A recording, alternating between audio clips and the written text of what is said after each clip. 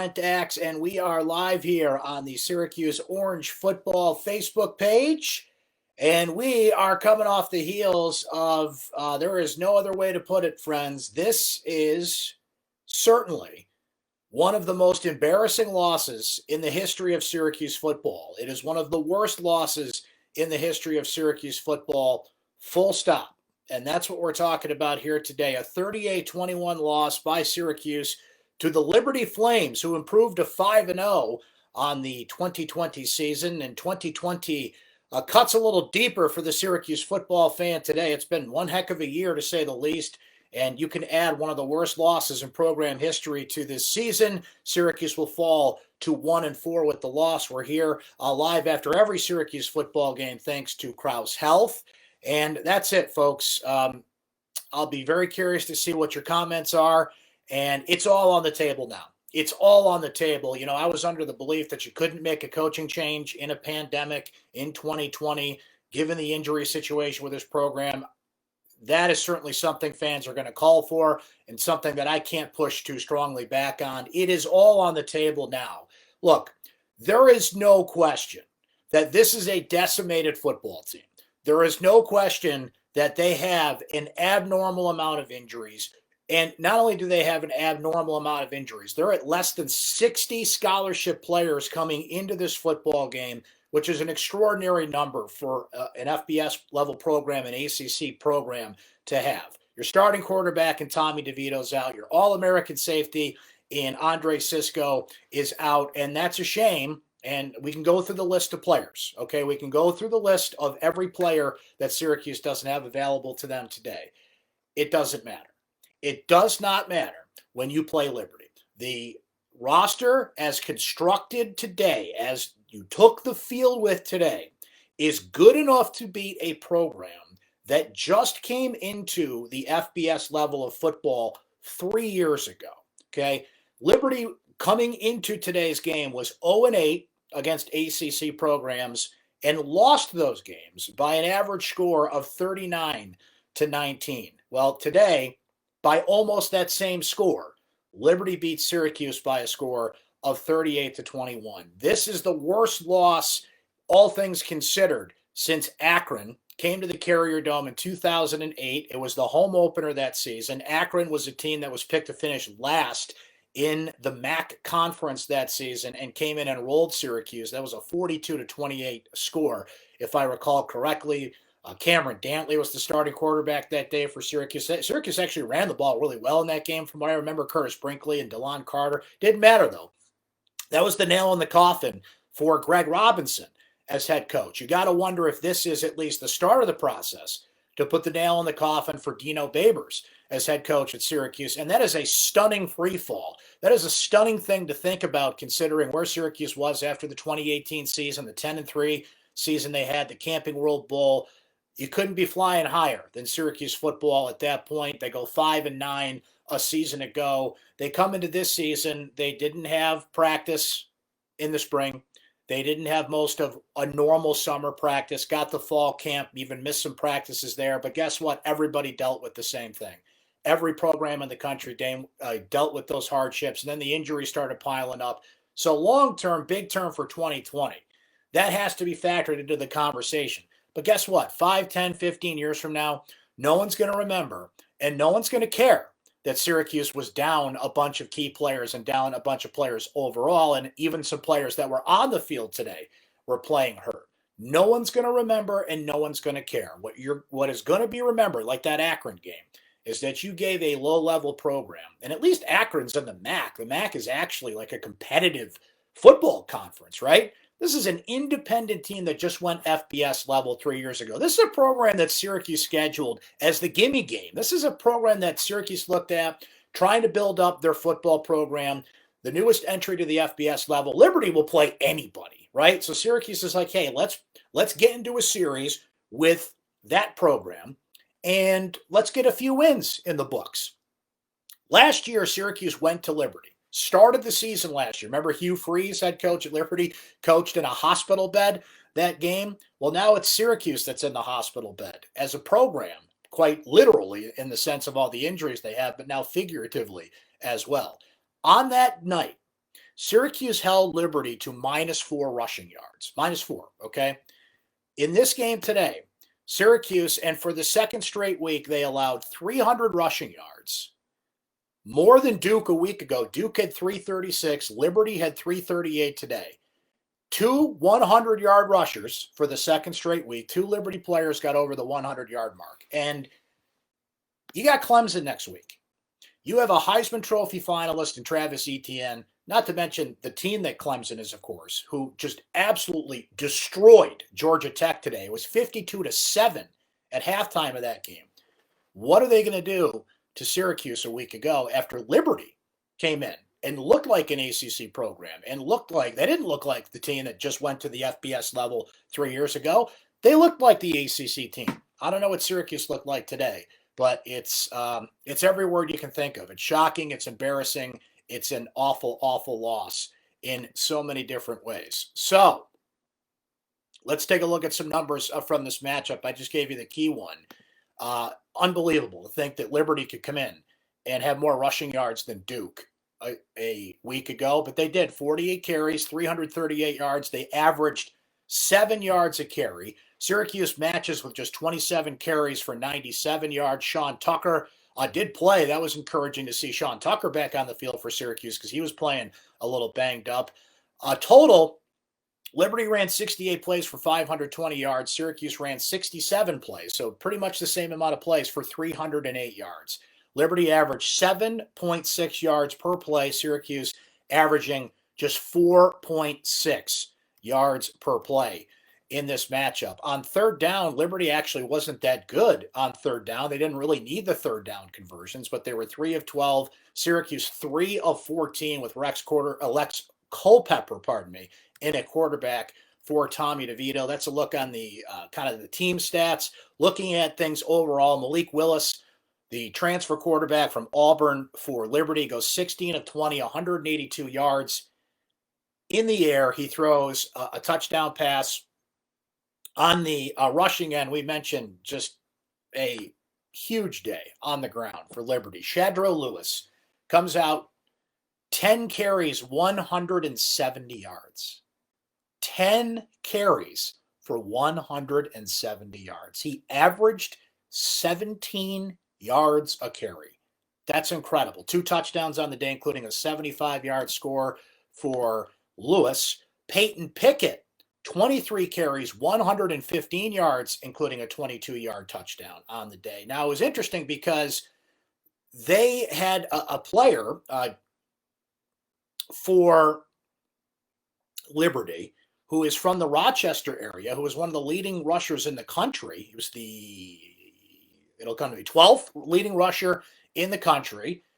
And I don't see him in the box score here. I thought they gave him a couple of carries, but it looks like he didn't even get into the game today. So interesting news there. I know Hugh Freeze mentioned during a halftime interview that he was a little under the weather the past couple of days, so maybe that had something to do with it, but he did not get into the game.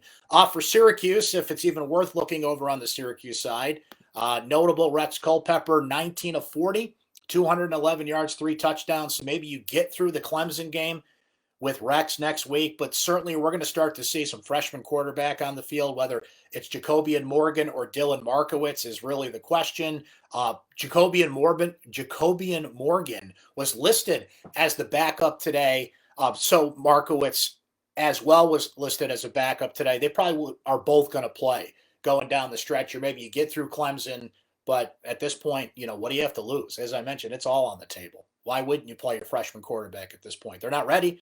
They don't have the reps. They haven't been getting the practice reps up until this past week, but it doesn't matter.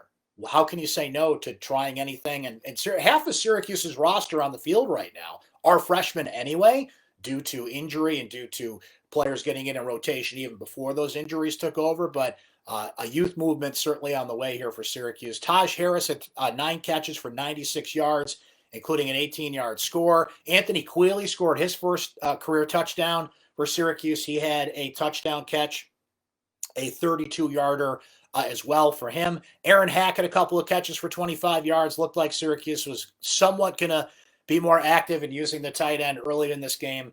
That did not turn out to be the case. On the rushing end, we mentioned it, Sean Tucker comes back on the field for Syracuse today. 21 carries, 111 yards. He averaged 5.5 yards a carry. So if you can look for one encouraging sign for the Orange today, it's that Sean Tucker's running the football again. But it didn't matter, particularly on defense. This was a defense that was the star of the show for the first couple of games, but obviously is a disaster right now. They're missing tackles. They're letting Liberty, of all teams, Liberty's second, third, fourth guys come in and run all over Syracuse today. So, yeah, Tony White's defense, the 3-3-5, and it's a new approach. I think we anticipated some sort of adjustment this season, but injury wrecked that. And, of course, the scheme has been exposed that it allows a lot of rushing yards. Even Georgia Tech in a Syracuse win piled up a lot of rushing yards. And obviously we've seen what's happened the last 2 weeks. And now Clemson, should they even allow Clemson to play their starters next week? I'm like half kidding about that. Clemson's going to be like a 40-point favorite in this game next week. And you'd be inclined to take Clemson to cover that point spread next week. I mean, you go from Liberty, who, credit to Liberty, how they played, their plan, the talent that they utilized. They didn't really do anything razzle-dazzle out there. Hugh Freeze is known as a coach that'll mix things up, do things differently. Even Nick Saban was commenting about that this week, that he had to make some adjustments a few years ago when Hugh Freeze was coaching at Ole Miss. They didn't really do that today. They just ran right through Syracuse. Malik Willis was tough to deal with as a dual-threat quarterback, and there's a lot of young players on the field. I think we all understand that. There's a lot of injuries, but this is just embarrassing. It's an embarrassing loss for Syracuse football. We saw how high Syracuse football could rise just a couple years ago. We're now at the basement. We're now at rock bottom. This is certainly the worst loss for Dino Babers as head coach. It's one of the worst losses in modern history for Syracuse football. So it's all on the table, and there are how many games left here? Syracuse, 5 games through an 11-game season. You've got 6 to go here, and are they going to win another game? I mean, it sounds silly to even say that at this point. That's how decimated this team is, and that's how bad this football team is. It's an unfortunate reality of where we're at. If you can't beat Liberty at home, again, even with the injuries, who are you going to beat that's left on your schedule? A 1-10 season for Syracuse is certainly in play here. There's no question about that. So you guys are pretty fired up in the comments here. I'll just hop in and react to a little bit of what you are saying. It's Fino for Dino. Orange is the new last. A lot of creative plays on some Syracuse expressions. Jim Hollins saying that this should have been an on-field firing of the entire coaching staff.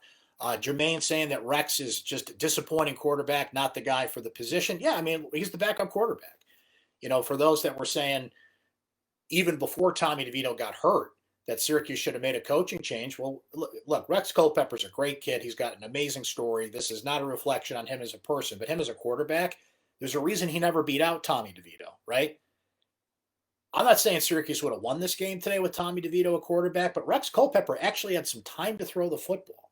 And he did deliver on some passes. I'll give him some credit on some throws he made out there today, but a lot of open receivers that Rex Culpepper just not seeing out there. So now your next step is a choice between 3 players that haven't played a snap in a college football game. 2 freshmen and David Summers, the other guy in the mix there, the redshirt freshman for Syracuse football.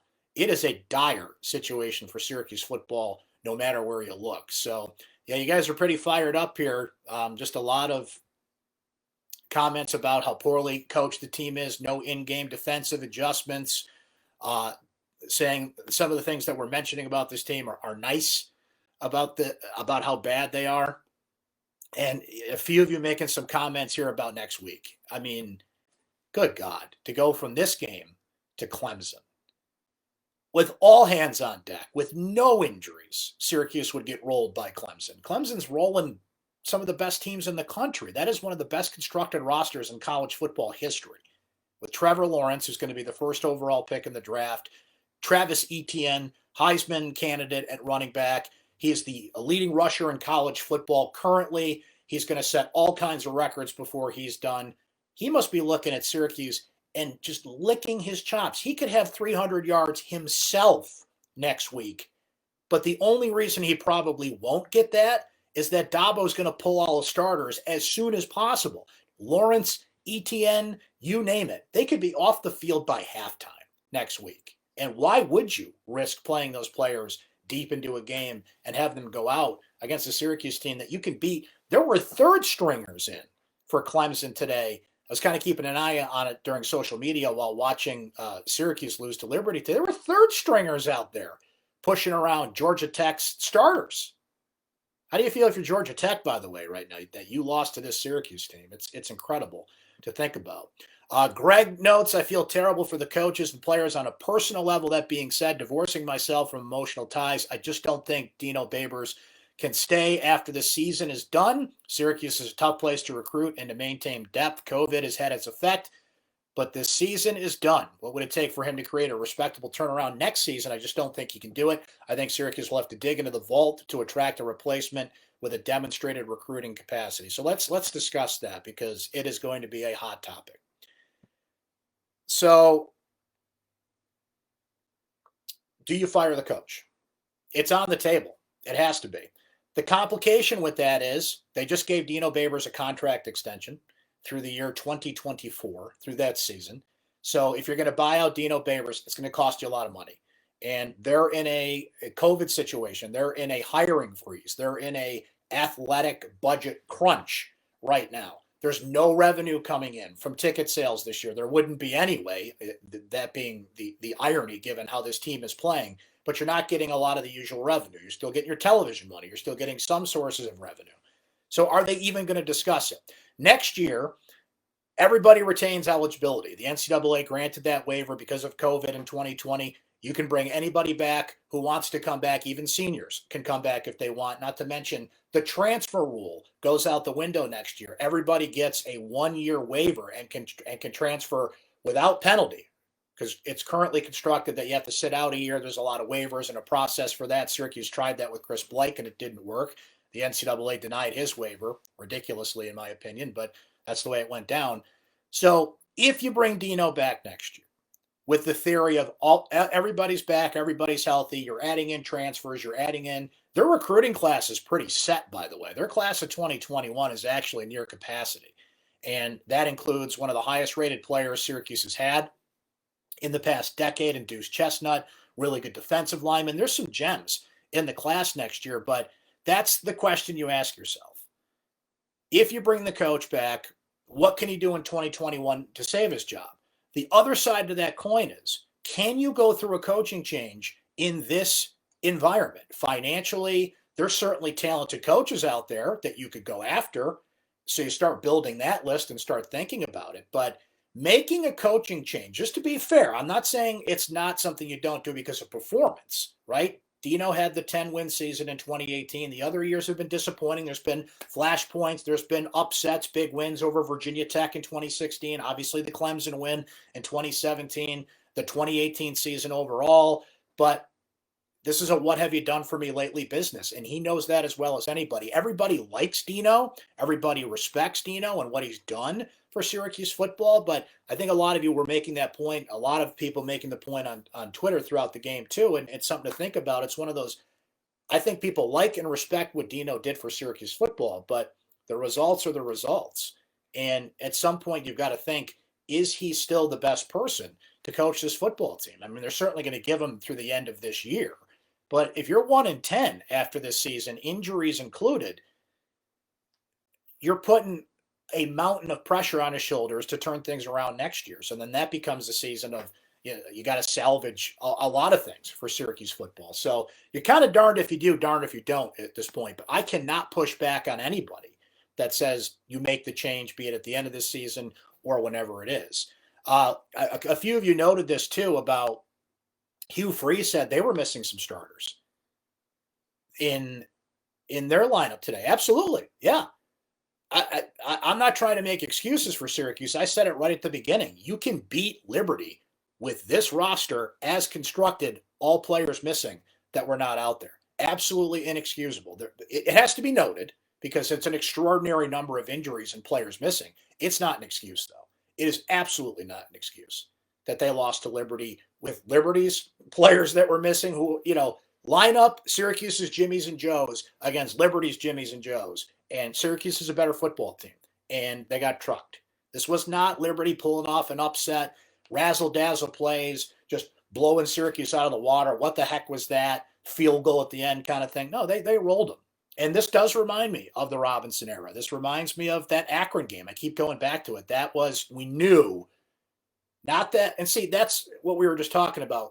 They should have fired Robinson after the 2007 season. You bring him back in 2008 and you say, well, what the hell can he do to save his job in that season? Second game in, we knew you're done when they lost to Akron. And then it was just a matter of time. They actually, remember, fired Robinson during the season. He ended up coaching the last couple of games. You go back to the last time Syracuse made a coaching change, it was under Mark Coyle in his 5 minutes as athletic director. But the big move he made, the only significant move he made as athletic director, was firing Scott Schaefer. He knew during the season, he coached that last Boston College game at the end of that season, and a dramatic game that Syracuse won, remember, they carried Scott Schaefer off on their shoulders to end that thing. And Mark Coyle makes the coaching change. John Wildhack came in. He's even made this reference as an arranged marriage with Dino. And think about after that 2018 season, a lot of fans were calling for, they were outright demanding that Syracuse extend the contract, pay Dino. Remember that? The hashtag pay Dino. And there were legit schools, let me rephrase that. There was legit interest from other schools with big time openings in Dino Babers. That was not made up. That was one of the reasons that Syracuse hurried to get that contract extension done, because other schools were interested. And now here we sit in October of 2020, and it's all falling apart. We're at rock bottom again, and you just have to say to yourself, what can Syracuse football do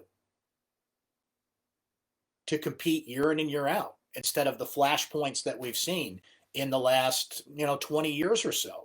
People even going back to the end of the Paul Pasqualoni era didn't want to see Paul Pasqualoni fired. And this was Syracuse then was winning 5 or 6 games a year and kind of scratching by, watching talent go to Rutgers and UConn. Think about that and how that's passed. But going to other schools in the Northeast and just didn't have the grapple hold that it used to. So even then, but who would, at this point, that sounds luxurious to win 6 or 7 games a year consistently, go to bowl games consistently. And this is a different world in 2020 than it was in 2004, a dramatically different college football world. But they're at the bottom of the ACC. They're at the bottom of the barrel. And now we're sitting here in a season, in a year, where arguably, and if it's not the worst loss in program history, when you take a breath and list the worst losses in Syracuse football history, this is in it. There's been blowouts. There's been, games in terms of final scores that have been worse than this. But all things considered, it's one of the worst. So where do we go from here? That is the question mark. It is going to be hard for Dino Babers to recruit. You got to find players that want to help build Syracuse football back up, and it's just the limitations that are there. Yeah, the Carrier Dome's been renovated. They've got a new practice facility. They seemingly had an offense and a system in place that players would want to play for, and maybe they still do. This offense, Tony White's 3-3-5 defense is getting gashed in running the football, so you've got to attract athletes and players that can address that problem. They get a lot of takeaways, which is great, and that attracts talent and speed to a defense. But life as a Syracuse football coach, life as a Syracuse football fan, life as anybody associated with Syracuse football just got a lot harder today. I like this comment from Garth that we'll end on here. The Syracuse socially distant defense worked. I might have to steal that line from you, Garth. I'll give you credit if I do use that one. That is, it's an appropriate line, unfortunately. So when is it basketball season, right? Well, the basketball team is practicing. We don't have a schedule for Syracuse basketball at this point, but we know their first game could be, if they use this date, the first date you can play games in this season is November 25th. So we'll see how that goes. But in the meantime, thanks for hanging with us today. Appreciate you coming by. I'll still be here doing these chats throughout the season, thanks to our friends at Krause Health, although I think a lot of fans are just going to kind of turn the page on Syracuse football, maybe just kind of check their phone on game day. Did they lose again? Yep, they did. Okay, let's move on. But we'll be here with the coverage, myself and Nate Mink and Chris Carlson, the great photos from Dennis Nett and the whole crew, Mike Curtis and company, here on watch for you for Syracuse football and what is looking to be an ugly, ugly season. Certainly today, an ugly, ugly loss. Thanks for hanging with us. We'll be back here next week, another noon game after Syracuse plays Clemson. Go. We'll see what happens after that one. You guys try and enjoy the rest of your weekend. We'll talk to you next time, okay?